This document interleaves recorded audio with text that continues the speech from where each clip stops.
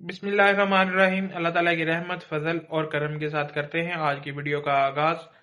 आज जिन मौजू पे बात करनी है उनमें सर फहरिस्त वो MNA MPA जो PTI को छोड़ रहे हैं और नून लीग में शामिल हो रहे हैं, और जो सियासतदान आज जिन्होंने इस्तीफ़ा दे दिया है, सियासत से रिटायरमेंट ले ली है, मैं उनके बारे में बात करूंगा।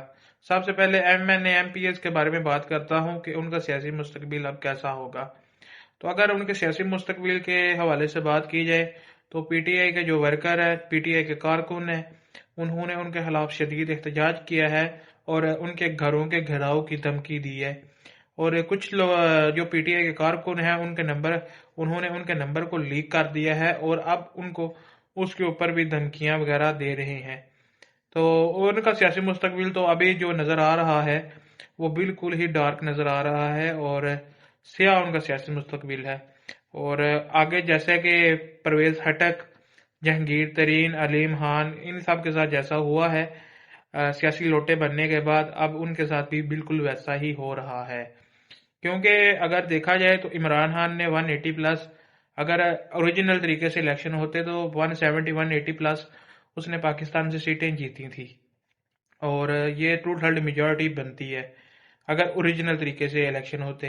क्योंकि जो हाफिज नईमुर रहमान है MPA PS 40 के सिलेक्ट हुए थे कराची से, तो उन्होंने भी अपनी सीट से रिजाइन कर दिया है और उनके कहने के मुताबिक ये जो सीट है इसके असली हकदार PTI के नुमाइंदे हैं।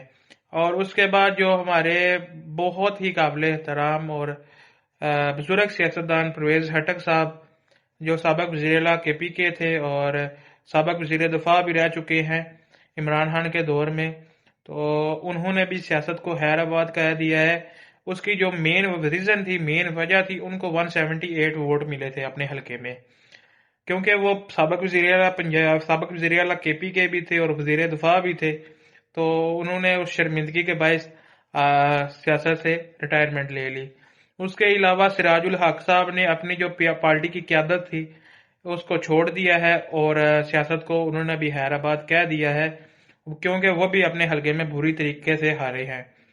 तो अभी जो सियासी मुस्तकबिल है, और सबसे पहले मैंने यार बात नहीं है कि जहांगीर खान तरीन IPP के चेयरमैन, उन्होंने IPP की चेयरमैनशिप से भी इस्तीफा दे दिया है और सियासत को भी हैराबाद कह दिया है। तो उनका जो जहाज था 2018 के इलेक्शन में वो बड़ा खबरों में और सुर्खियों में रहा है, लेकिन क्या कहते हैं कि रब कहता है ना कि सदा बादशाही किसी की नहीं रहती, तो वैसा ही हुआ है उनके साथ। और अब वो जलीलो ख्वार हो रहे हैं ये तमाम सियासतदान। इन तमाम सियासतदानों को पाकिस्तानी कौम ने निशानी इबरत बना दिया है। और जिस तरह इमरान खान की जीत हुई है और 170 प्लस, अगर रियल में होता तो 170 प्लस तो उसकी सीटें थी, टू थर्ड मेजॉरिटी थी और इजीली वज़ीर बन सकता था।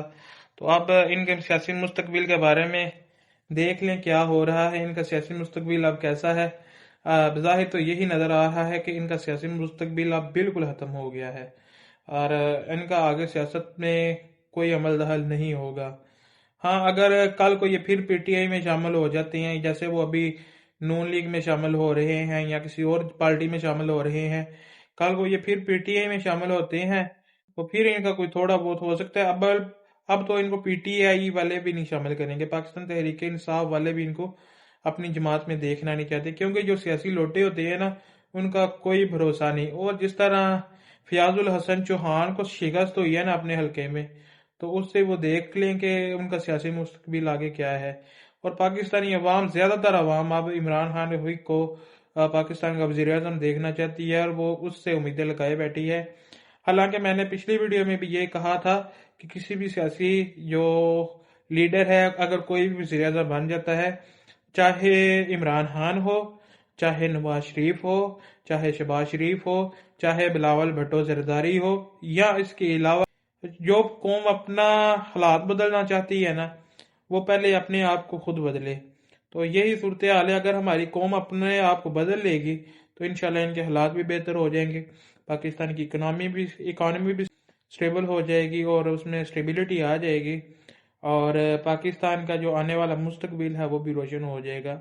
اگر آپ کو یہ ویڈیو اچھی لگے تو کیجیے گا چینل سبسکرائب اور کیجیے گا بیل آئیکن پریس، تاکہ جب بھی کوئی ویڈیو آئے لیٹسٹ نوٹیفیکیشن آ جائیں۔ دیجیے گا اجازت، اللہ نگہبان۔